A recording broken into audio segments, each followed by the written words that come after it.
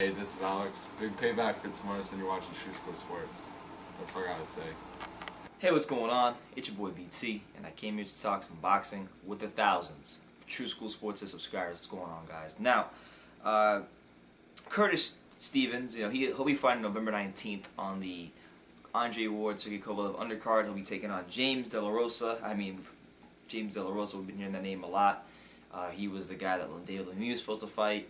That fight fell through, and now he's fighting Curtis Stevens. So, it's good to see Curtis Stevens on the undercard of another big-time promotion. He was on the undercard of Canelo Khan. So, good for him to get a second fight this year and stay busy. Shout out to Curtis Stevens. But he came out with there was an article on BoxingC.com, and he basically talked about these other middleweights, who call out Gennady Golovkin, and guys who say that.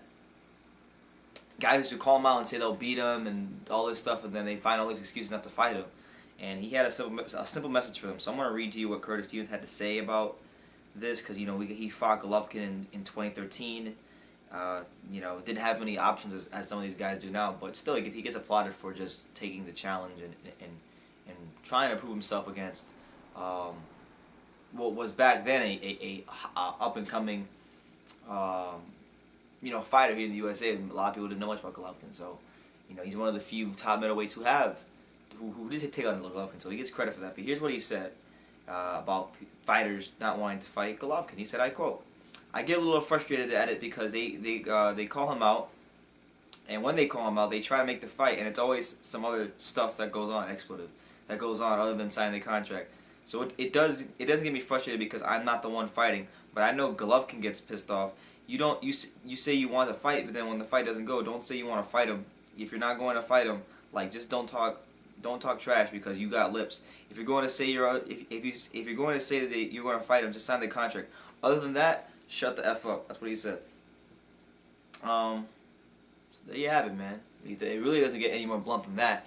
Curtis Stevens just pretty much said what needed to be said. A lot of these fighters, particularly we'll go with Canelo. Canelo talks about Golovkin pretty much all the time. Anytime he fights, anytime he's in camp, anytime he gets an interview, he's looking to mention Golovkin to keep his name relevant. And you could say, well, he's the A side, he doesn't need to keep his name relevant. Well, yeah, he does, because when Canelo's not fighting, he's not one of those guys that makes a lot of headlines when he's not in the ring or when he's not in camp or when he makes his headlines during fight weeks and things of that nature. When Golovkin's fighting, he's always attaching his name to Golovkin. He's not like Floyd or Manny that, to where those guys are always getting constant coverage. Canelo's a little bit different. So yeah, he in a way, he is the A side, but he needs Golovkin to stay relevant, because that's the fight people really want to stay relevant. I don't know, man. I don't know. But there's a lot of guys like him. You have Jacobs now, who has never beat he's never really beat a upper B-level fighter his whole career. Peter Quillin, God bless the guy. I've met him, interviewed him. Peter Quillin is not a B-plus fighter. Many would argue he's not even a B fighter. He's probably a B-minus fighter. Some would even say high C-class fighter. So with that being said, who has he ever beaten to demand $3 million? Honestly, he doesn't have that kind of, clout to get $3 million in a GGG fight. But it is a good fight, and I think he should take whatever, 1.5 to fight GGG. So Curtis Stevens pretty much says what needed to be said. If you're not gonna fight GGG, sit your ass down, or don't talk at all, because the guy is hands down, not even without a shadow of a doubt, the best middleweight in the world. And a lot of these guys don't want to fight him. And hopefully, I'm to the point now where I don't even want to see. I know a lot of you guys want to see GGG become an undisputed champion, as do I. But if you can't get a fight at 160, move up already. Move the hell up.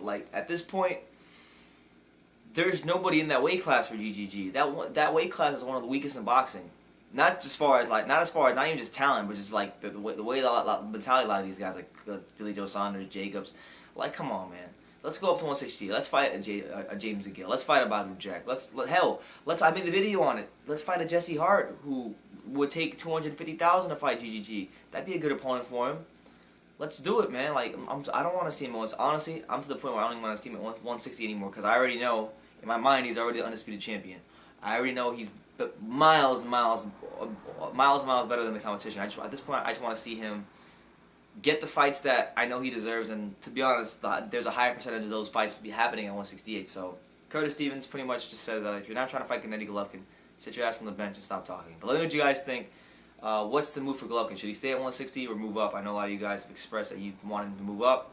I don't mind. I'm to the point now where I want to see him move up. I think, at 160 there's really nobody there for him. 168 that's probably where the action is at for him. But let me know what you guys think in the comments down below. Take the time to subscribe, and you can love me or you can hate me. But I'm just a kid from Dania. So until next time, take care, guys.